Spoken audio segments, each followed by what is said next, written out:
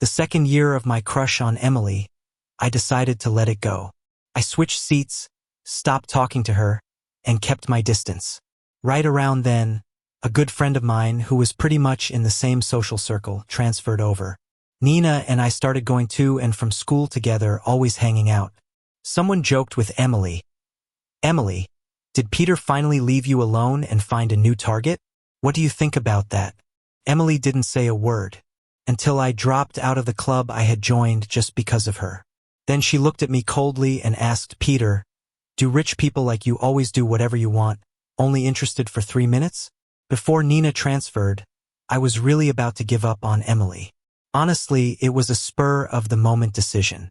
That day, I was by the back door of the club and heard someone joking with Emily. "Emily, why are you studying so hard? Isn't Peter into you? Do you know about his rich family? When he joined, his dad donated a building to the school. Worried he wouldn't like the canteen, his dad built a new one for him with Michelin star chefs. I heard he's an only child. If he likes you, you could skip 60 years of hard work. Yeah, and you always ignore him. Are you crazy? Do you actually hate him?" It took a while, but then I heard Emily's cold voice, hiding her deep annoyance. "Yes, I can't stand him. I'd rather work hard for 80 years than take his easy way out." The room erupted in laughter, and I heard the mocking sounds. I stood silently outside the door for a few seconds, then turned around and left. Honestly, until I heard that conversation, I didn't know Emily disliked me so much. I kept thinking about her tone of voice, full of genuine disgust, trying to figure out what I did to make her feel that way. I admit I liked Emily. I mean, who hasn't had a crush on a pretty, smart girl at school? But I never harassed or bothered her. I just helped her out a bit when I could. The first time I saw her was on the school's honor wall. My dad was dropping me off and saw her picture on the bulletin board. He casually said, "Son, their top student sure is pretty." I followed his gaze and thought of her as a beautiful, smart student. Later in class, I realized we were in the same class. When my dad spotted her, he was happy. He's the type who can talk to a stranger, even a stray dog on the street, for an hour. Embarrassed, I flashed a smile at Emily, apologizing with my eyes. She calmly looked at me. No annoyance at being disturbed, just politely smiling at my dad and thanking him. That moment caught the attention of our homeroom teacher, so they seated us together. At first, Emily and I got along. She'd help me with questions, pull me across the finish line during gym class runs, and even pick up a drink for me from the school store. Sometimes, she would even cover for me when I was reading novels in hiding during class. But after class, she'd say, "Peter, you're lazy and not good at studying or sports. What's your plan?" Then she'd help me study with a cold face. I just always laughed it off, saying, "That's what you're here for, right? My brilliant desk partner. If things go bad, I'll just hang on to you, and you won't be able to shake me off." Emily would just look at me with those beautiful amber eyes of hers, like cat's eyes stones from my childhood. If you looked too long, you'd get lost in them. I'd get all flustered. She'd almost smile, then go back to her usual expression, helping me with my work. Before others knew my dad was the richest guy in the city, Emily and I were just regular classmates doing well together. She became distant when the post about my family's background popped up. The post said my dad donated the new building, and the canteen was built just for me with prices low because my dad paid out of pocket. Plus, a private room in the canteen was always available for me, never used by anyone else. Some parts of the post were exaggerated. My dad donated the building because he valued education, having been poor and recognizing the importance of school. The canteen wasn't specifically for me. He just wanted students to have good meals because, in his school days, he survived on nothing but a bun with chili sauce. Dad said it's important to give back when you can, hoping future students don't go through what he did. The post gained traction and classmates kept asking, "Peter, is it true?" It made me really frustrated, so I vented to Emily. She was next to me, calmly reading. Emily is smart. She can multitask. At first, I wouldn't bother her while she read, but she said it was fine, it wasn't that tough, and my idle chatter wouldn't distract her. Later, I made it a point to ask her questions while she was working on her math problems. She could juggle solving complex equations on scratch paper while answering me. But one day, She suddenly cut me off coldly, sounding irritated. She said, "Peter, can you just leave me alone, please?" My complaint stopped right then and there, stuck in my throat. Honestly, I felt a bit upset at that moment, but after a pause, I awkwardly apologized. "Sorry, Emily. Is the problem really tough? Okay, I'll stop bothering you." However, even when she was not studying, her attitude turned cold whenever I talked to her. Gradually, I started avoiding conversations with her. We ended up in this strange Cold War. We didn't exactly draw a line on the table, but it felt childish. She wouldn't talk to me, so I didn't talk to her either, like a kid's squabble. But since she was already a quiet person, she probably wasn't bothered as much as I was. Things really went south when our homeroom teacher organized a fundraiser for Emily. Before then, I never really knew much about her home life. Everyone wore uniforms, and she was pretty, smart, and carried herself gracefully.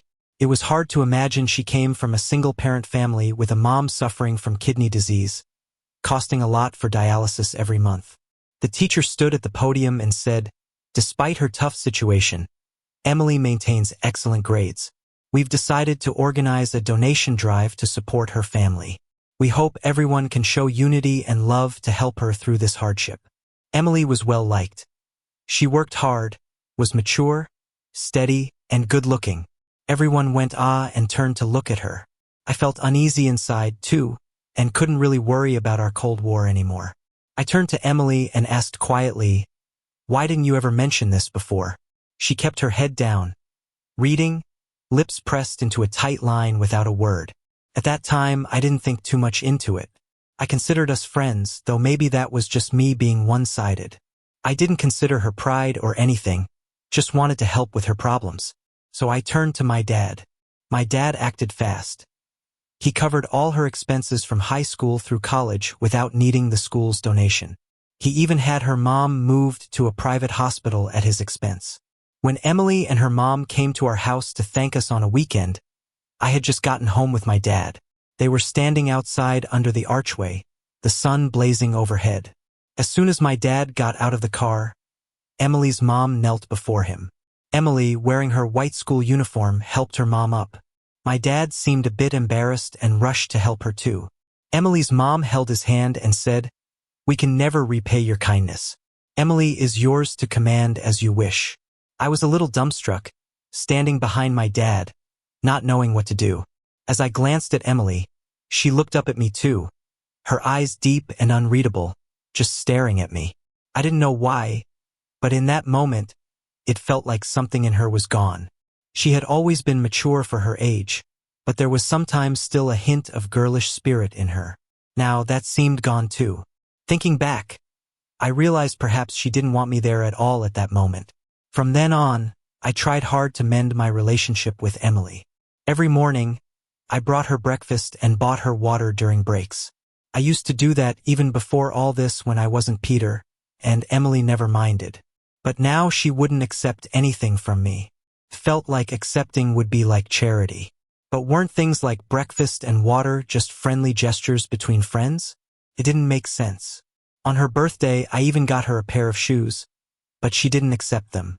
Then came all kinds of rumors that I had a crush on Emily. I never denied or explained them, because I really wasn't being straightforward with her.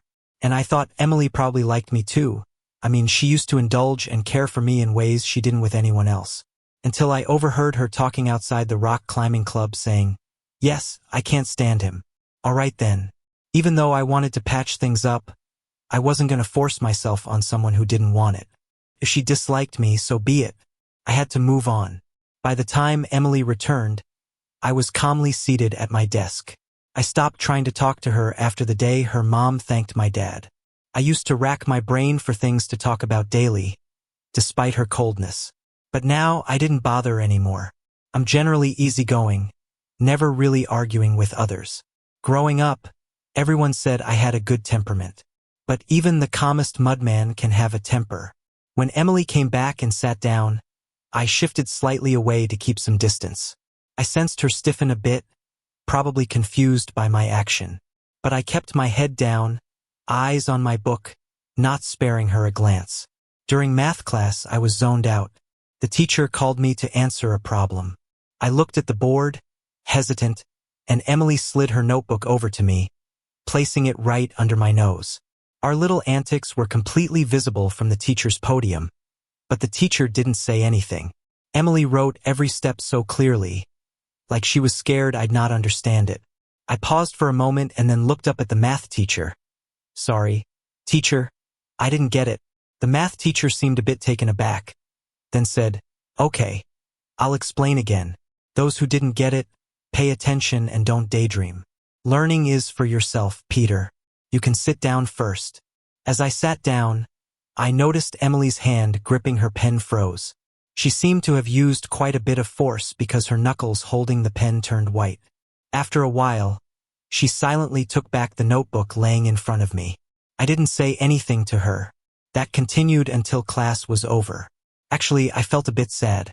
Even though I made up my mind, Emily was still sitting next to me. She was hard to ignore, being right there. I thought maybe after some time, I could talk to the teacher about changing seats. Not sitting next to Emily anymore. Just need to find a good reason, can't make it too obvious. I was absent-mindedly thinking when someone tapped on the window next to me, saying someone was looking for me. Two girls who tapped the window were making faces at me and laughed, saying, Peter, it's a real beauty. You better come out. I was puzzled.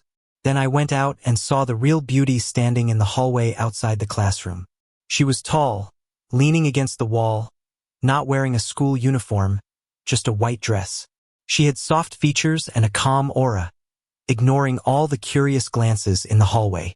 She glanced over and offered a small smile, softly calling my name, Peter. I was shocked and excited, taking 2 steps to reach her. Nina, when did you get back? She looked down, smiling warmly.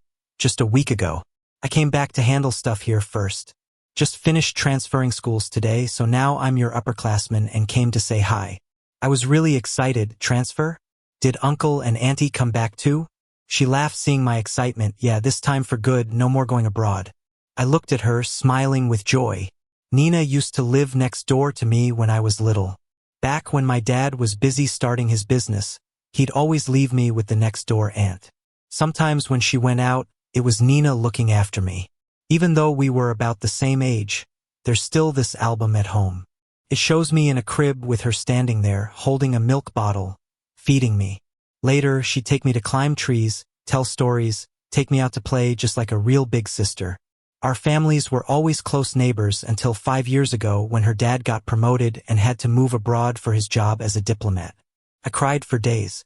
When she left, I held onto her sleeve at the airport, my dad said, almost making her miss her flight. We kept in touch, but not as much in recent years. I never thought she'd suddenly come back. Probably because her dad got promoted again. I talked to your dad a month ago, she said.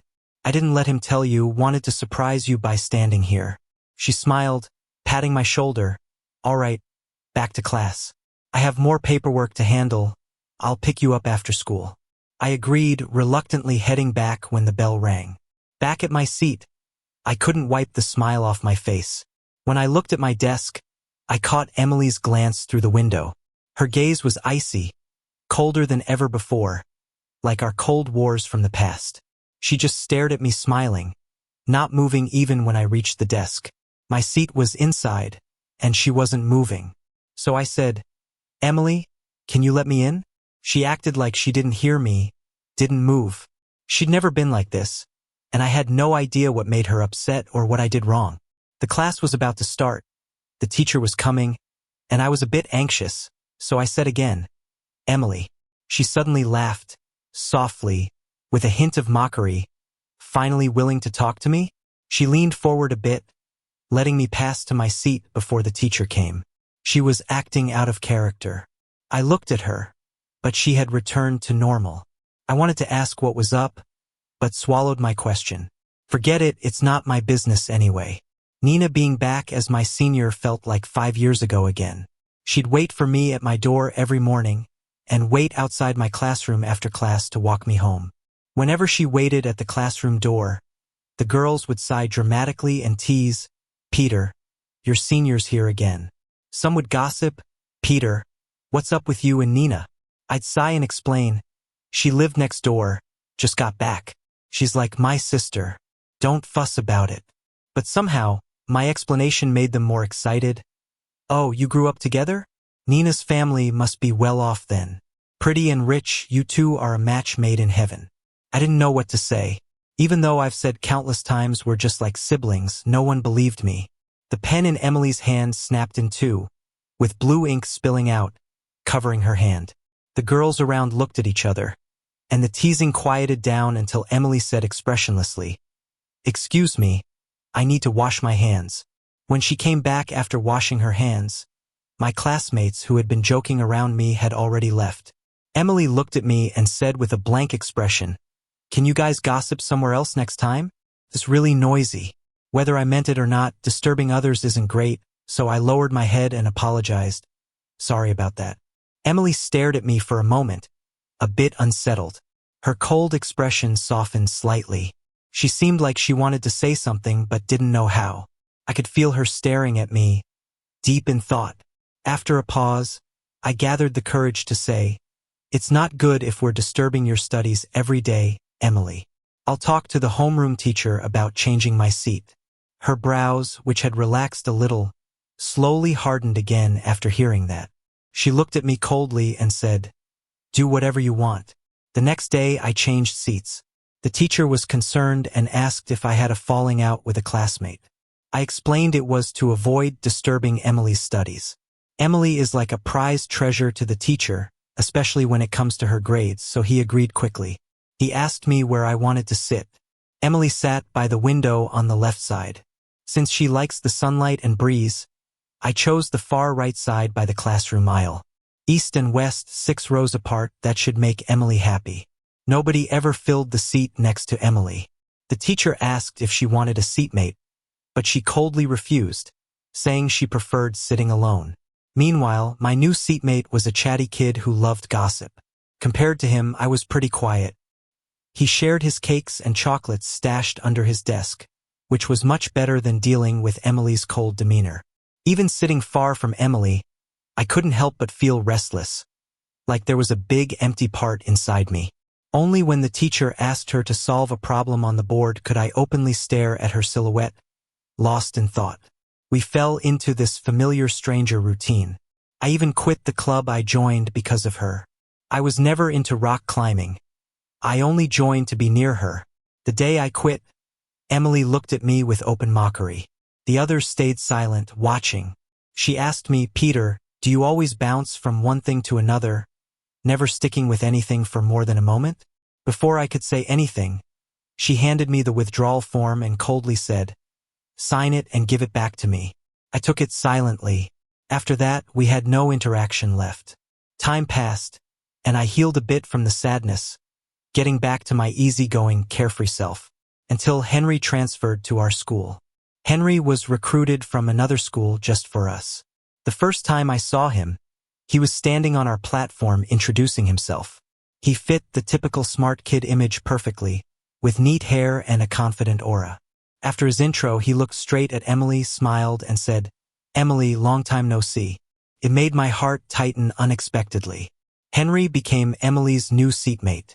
They must have met in competitions often and shared a lot of interests, explaining their familiarity. Between classes, I'd glance over and see them quietly discussing something. Sometimes Emily frowned. Other times she had a small smile on her lips. When Henry came, there was a statewide exam. The class placed bets on who would rank first, Emily or Henry. When the results came out, Emily won, but the gap was less than 20 points this time. In the past, she was ahead of second place by over 100. They were nearly perfect in all sciences. Their scores were posted in the classroom. With so much curiosity, even the teachers pre-graded their exams before anyone else's. The rest of the class received their exams the following day. Emily, as the math representative, handed them out. Mine was among the ones she distributed. When she reached my desk, I felt her pause. Then she placed my test down, showing lots of red marks and a big 68 out of 150. I've never cared much about grades. My dad only hoped I lived a happy, carefree life.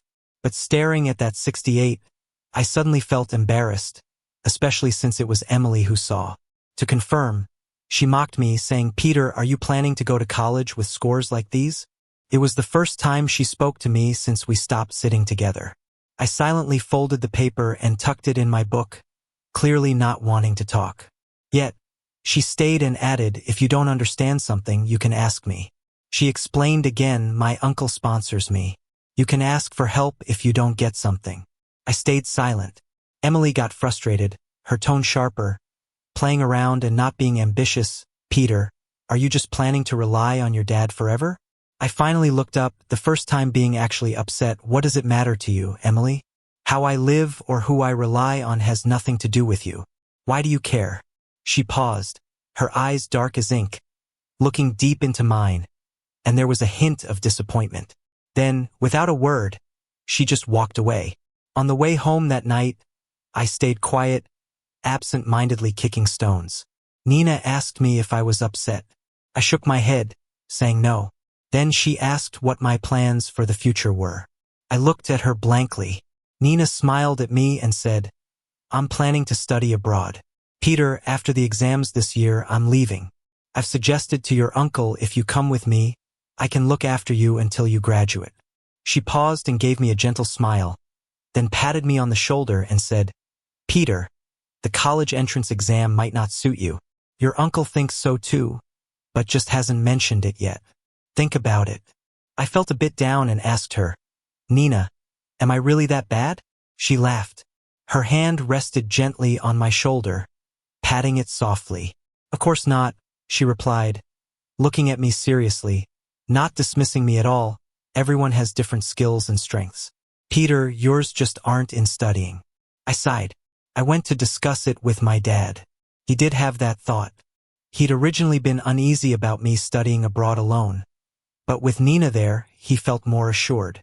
I felt a bit lost and uncertain. My dad said, "Of course, it's mainly up to you to decide. Honestly, I'm reluctant.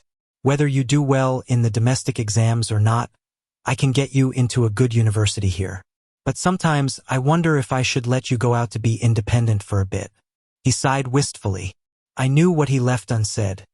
He worried about what would happen if he weren't around anymore to take care of me. I said, "Let me think about it, Dad." That night, I tossed and turned in bed, unable to sleep. Before I finally drifted off, I remembered what Emily had said. Messing around and not being motivated. "Peter, are you planning to rely on your dad forever?" So, over breakfast the next morning, I told my dad I wanted to give studying abroad a shot. I wanted to gain experience, become independent, and embrace new things. Dad was a mix of sadness and reluctance, but more than anything, he was pleased. I began preparing to apply for schools and for the procedures to study abroad. I didn't tell anyone about this. Honestly, I'm not great at handling farewells. Though I'm generally carefree, I get a bit at a loss facing goodbye sadness. I managed both classes and paperwork, just going to the teacher's office a bit more often. By the time everything was ready, I had barely any time left to prepare. Sometimes I foolishly thought about leaving without telling Emily. Maybe one day when she finds out I've quietly gone abroad, she'd regret it, feel sad and hurt. But thinking about it more, she did care for me at first. I did consider her a friend, too. Leaving without a word seemed a bit, well, rude. I imagined if the roles were reversed.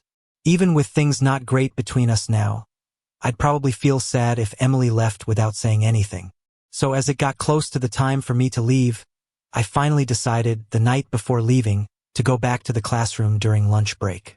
Emily usually napped there then, but when I got there, she wasn't alone. Henry was there too.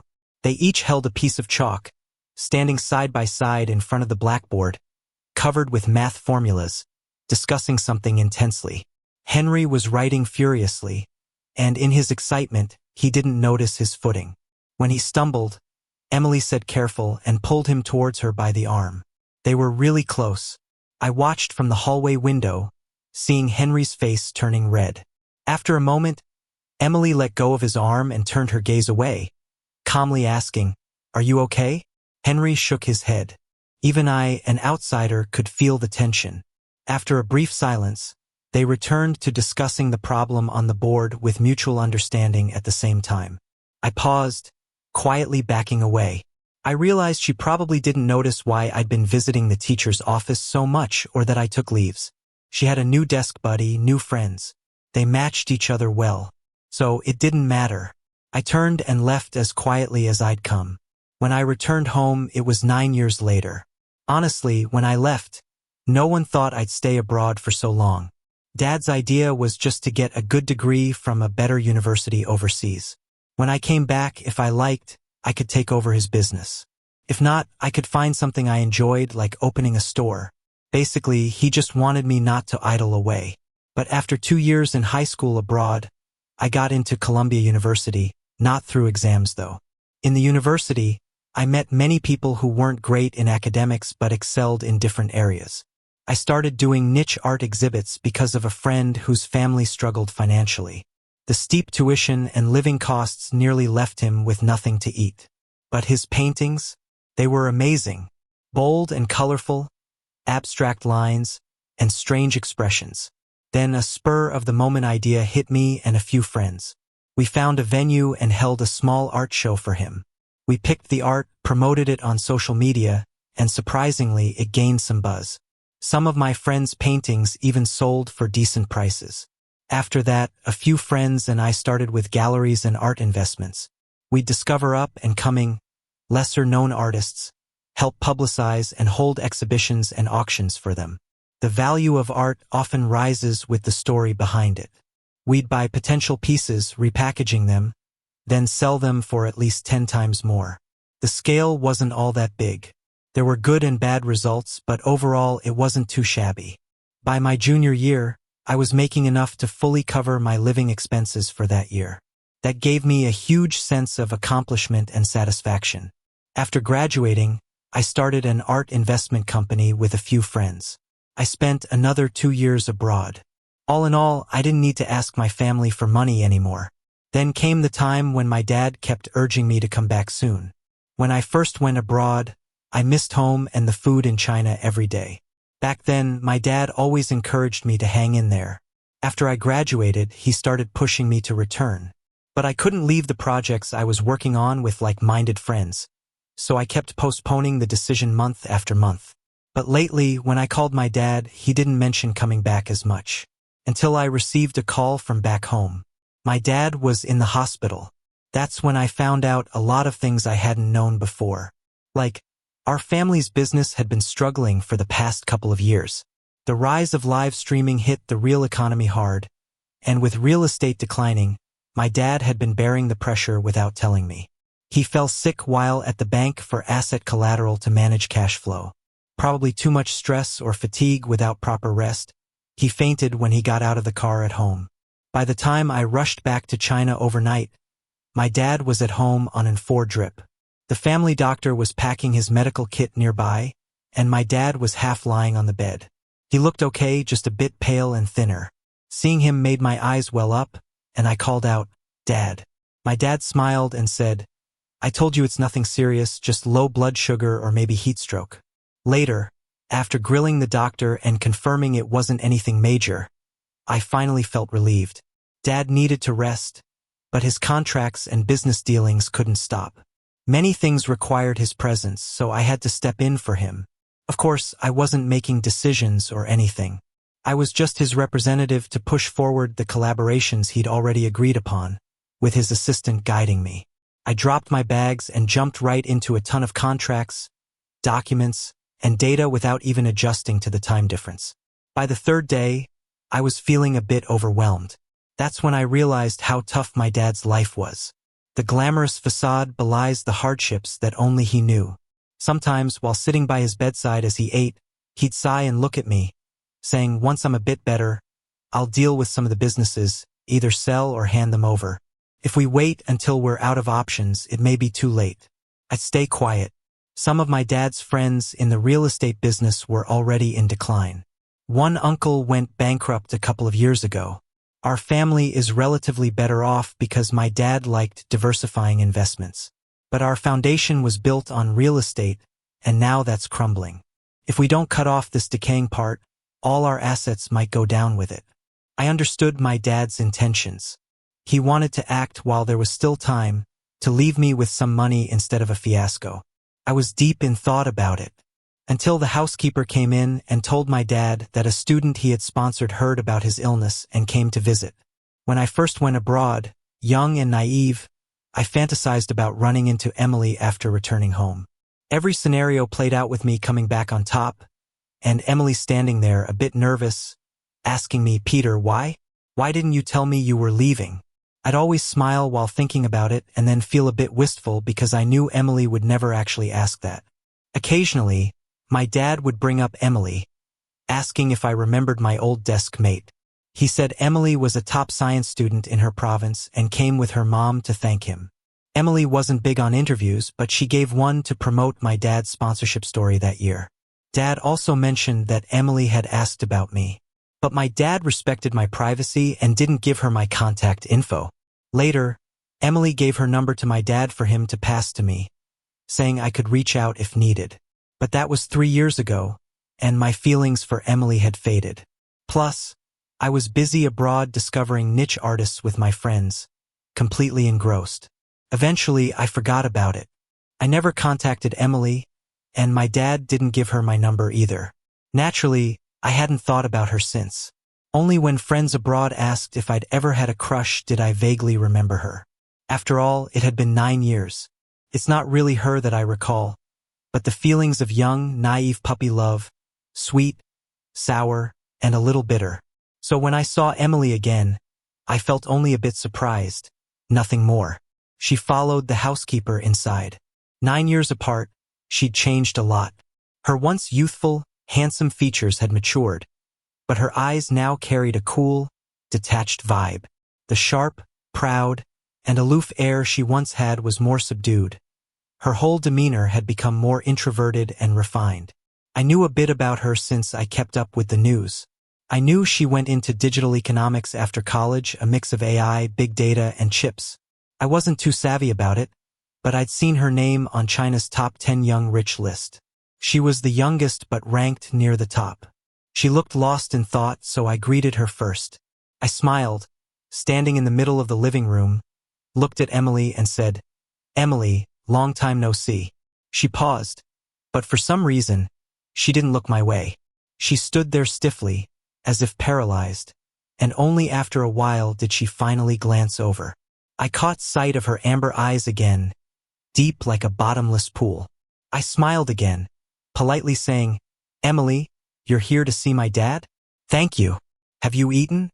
It was just small talk, but for some reason, she stared at me with those bottomless eyes. After a bit, she just shook her head. I paused for a second, then asked someone to prepare a simple meal. Later, after Emily visited my dad, I kept her company at dinner. She was our guest, so I couldn't just leave her hanging. She ate slow, savoring each bite, chatting like we were old friends. "When did you get back?" she asked, super casual.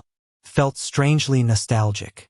It was like 9 years ago when she'd see me sneak back to my seat after gym class and place the water she'd brought me on my desk. "When did you sneak back?" she'd ask. I chuckled and told her, "Not too long ago." She just said, "Oh," and went back to her noodles. She took a bite, then casually said, "I just spoke with your uncle. I'm planning to move part of the business to City A, set up a new company there, aiming to hire about 2,000 people. Your uncle's got a piece of land on the west side that seems perfect for it. You're buying that land?" I was a bit surprised. My dad bought it years ago, cheap, thinking it had potential. But since the government hadn't developed the area, it was sort of a wasted investment. Emily just nodded. I didn't know what to say. Clearly, buying that land was her way of repaying a favor. I didn't argue, though. I knew she could make that area valuable given her influence now. So I thanked her. She nodded again. I noticed how she picked up a couple more noodles. She used to love noodles back then. Maybe things changed now that she's got higher status and all, and doesn't like noodles anymore? Watching her eat slowly, I checked my watch. I wasn't rushing her, but I had a contract to sign later. Emily noticed right away. Just a tiny gesture, but she caught it. "Got something later?" she asked. "Yeah," I said. "Some imported crude oil. My dad arranged this contract, and they want me to go over it this afternoon. She frowned for a second and advised, crude oil? Make sure the contract clearly states the settlement is based on the weight certificate from the Discharging Ports Inspection Service. Seeing I didn't quite get it, she explained crude oil has a high risk of water content. If they trick you into accepting oil that's over the limit, it could explode. Without that clause, you'd bear all the loss. Plus, someone might try to mess around or pocket some money. It hit me then how much Emily knew. Emily, you know so much, I said, genuinely amazed. She paused, then laughed. It was a bright, refreshing laugh. I knew why too. Back when we shared a desk, no matter if it was physics or history, she'd help me understand bit by bit. I'd always look at her with admiration and say, Emily, you know so much. I laughed too. Felt like there was no distance anymore. Like we'd gone back to those days before anything came between us. Now only those good memories remained. Emily finished her noodles quickly, then stood up. All right, you get busy. I'll talk to you later about that land, and chat with your uncle too. She ate slowly but left promptly. I checked my watch and headed out. Later, reviewing the contract, my dad's assistant confirmed everything. I remembered Emily's advice and couldn't help but smile, so I asked, hold on. Does the contract state payment is based on the weight certificate from the Discharging Ports Inspection? The team looked puzzled. I smiled but was firm. If it doesn't, we won't accept the contract. Afterwards, the assistant kept apologizing, grateful I caught it. He explained he'd just been too swamped to notice something so crucial. Kept it polite, it's all right. My dad's recovering, so you're busy with everything. Make sure you rest when you're back. He wiped his sweaty forehead. That evening, I mentioned it to my dad. He didn't say much at first, but then sighed. He's been with me 12 years now. I was quiet. Then, shifting tone, my dad looked at me appreciatively. Peter, you've really grown up. I remember you as a little kid asking for Emily. Now you handle things so well and read people too. He smiled and asked, Emily's a great girl. What's going on between you two? His first words made me feel proud of my maturity, but his follow-up caught me off guard. Emily? What about her? I replied, puzzled. He shook his head, laughing. You young folks, can't quite figure you out. Then he seemed ready to rest, so I left. Standing in the hallway, I looked at the winding staircase. That feeling of uncertainty came over me. I started seeing Emily more often. After my dad improved, he didn't work at the office much, just from home. And since Emily knew us well, she often visited to see him. My dad seemed to want me involved, so I'd sit in on their business discussions. I mostly listened, not talking much. One day at dinner, my dad suddenly said with a smile, Emily, I've seen the news. Your company's making big moves lately. Busy as you are, how do you find time to personally oversee that piece of land in the West?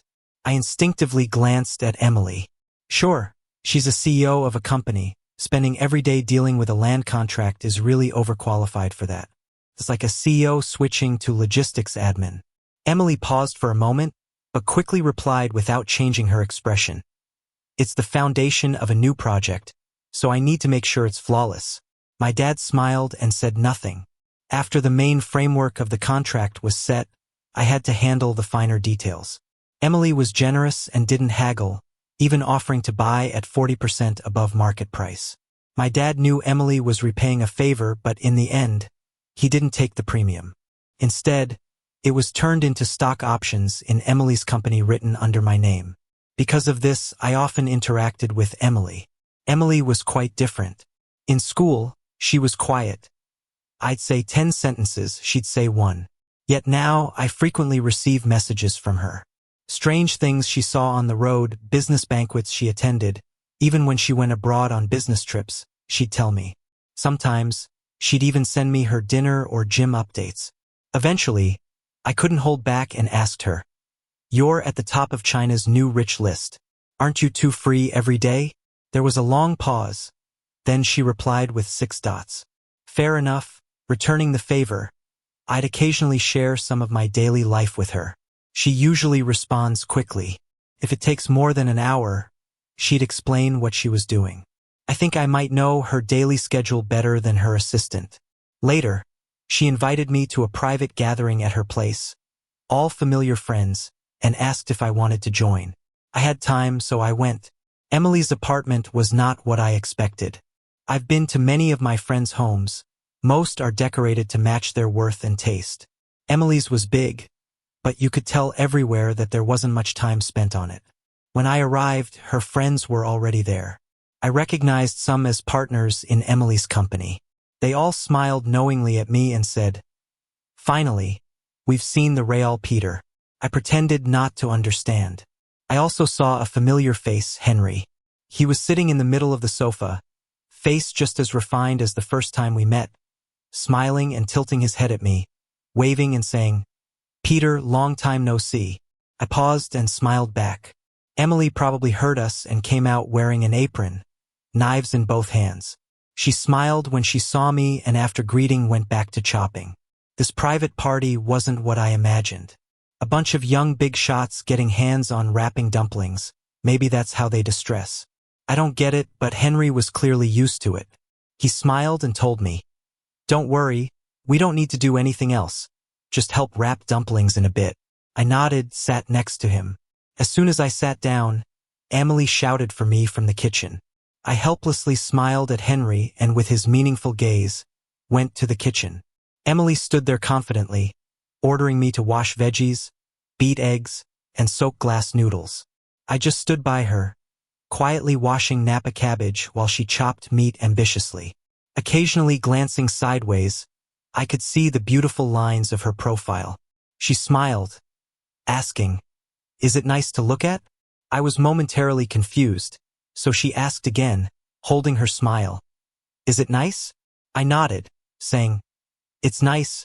Weren't you voted as the modern single youth's most desirable new age woman online?" Then, after pausing, I added with a smile, "You were number one. Aren't you touched?" She seemed to pause before saying, "Not really."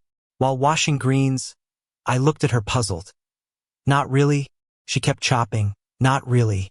I paused and softly said, "Isn't Henry quite good?"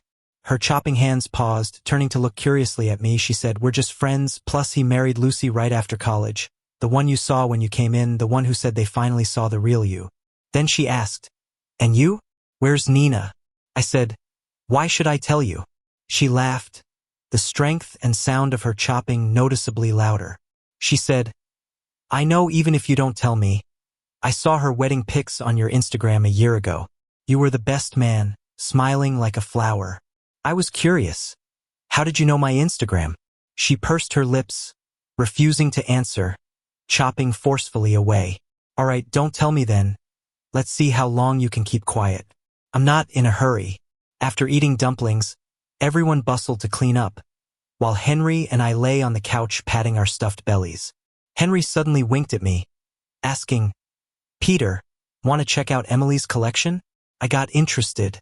He led me to Emily's study. Before entering, he seemed to remember something and explained, "Don't get me wrong, we know around here because we often have meetings here." He pointed to the whole chalkboard covered in chaotic data that I couldn't understand, saying, "Emily's place is like a pigsty, perfect for brainstorming." I laughed. Emily's collection wasn't much, just some trophies and certificates she won, and lots of her award photos and signs of her growth. Henry pulled out a photo album, flipping through it with me. I suddenly paused in the middle, seeing a photo of Emily standing in front of Columbia University, looking expressionless, her eyes cold, but faintly sad. Henry stared at me, lost over that photo, then checked the doorway, afterwards turning to me, saying, "That was sophomore year. Emily got accepted for a week-long exchange at Columbia." He paused, voice serious, telling me, "She went there looking for you, Peter. I thought she'd find you, but for some reason, since she came back from the States, she's been down for a long time. Maybe she didn't find you, or maybe she found you and you turned her away. Honestly, I never really liked you. You didn't even tell Emily you were leaving the country. I feel like you never really saw her as a friend. But Emily would always say it was her fault. She said she pushed you away out of youthful insecurity and poverty. This is her problem. Over the years, many men have liked her, but she's always seemed distracted. When we graduated high school, she topped the science exams, and we all celebrated her success. I remember the restaurant we were in had a world map. Everyone was in high spirits, but she stood in front of the map, sighing, and asked me, "Henry, how far is it from City A to Manhattan, New York? Can I ever catch up?" The first time I saw Emily smile like that was a year ago when your sister got married. She said she'd misunderstood. She said maybe her chance had finally come. If it weren't for her business commitments here, she probably would have gone to find you right away. When she started her own business, she worked tirelessly. We all wondered why. She said she was like a summer cicada, and the boy she liked was a bird flying to places she couldn't reach. She could only work really hard to match its journey. I was stunned listening to her. Then Henry looked me up and down, smiled, and asked, "What about you, Peter? How do you see Emily? Do you really think she's that cicada?" What do I think? Honestly, I'm bewildered. I had no clue there was this whole story behind it. Like how she had the guts to hand my dad that phone number, or how she quietly followed my Instagram, or that she flew to Manhattan to Columbia University, looking for me, all of which I didn't know a thing about. Back then, Nina was always looking out for me. I guess when Emily mustered up the courage to find me, she misunderstood seeing Nina around. But there are things I do know, like how she came to see my dad the moment he got sick. She's at a whole other level now with a promising business potential in the market, and the banks respect her. Or how she pointed out issues with my contracts, helped my family with our land issues, and meticulously updated me on her schedule, pulling me into her social circle. When Henry and I walked out of the study, Emily stood up and looked at me nervously, asking Henry, "What were you showing him?" Henry, still cheerful, said, "Oh, just some of your embarrassing moments." Emily laughed. She carries herself confidently now, with a sense of control and composure I'm familiar with. She sat back on the couch, laughing. "Show me too then. I can't remember anything embarrassing." Everyone laughed. In the midst of that laughter, I watched Emily. Her features are delicate, with a faint smile. I softly called out, "Emily." She quickly turned to me, with her tiny reflection in her eyes, and gently replied, "Yes?" I smiled, not saying anything. My heart felt full, but not in a dark way. It was like my whole heart was floating in water, an unreal feeling, with mixed emotions of sentiment, bitterness, heartache, and regret. But that's okay, I thought. It's okay. Things are different now. We've got plenty of time, her and I. I glanced at Emily by my side. She was listening to someone else talk, but she was absent-mindedly peeling a macadamia nut. It's my favorite nut, but I always find peeling it a hassle. I watched her. Sure enough, after peeling it, she instinctively handed it to me on her left. I took it from her palm and watched her naturally go for the next nut. A habit from freshman year she still hasn't shaken. I chuckled and popped the macadamia nut in my mouth. I thought, it's okay. Emily and I have plenty of time. I've made peace with the Emily who, in our youth, pretended to dislike Peter out of self-respect. Because I equally disliked the person she became who pushed me further away. We're even. We've got time to take it slow. Everything's still possible. The storm from our youth has only just begun to howl today.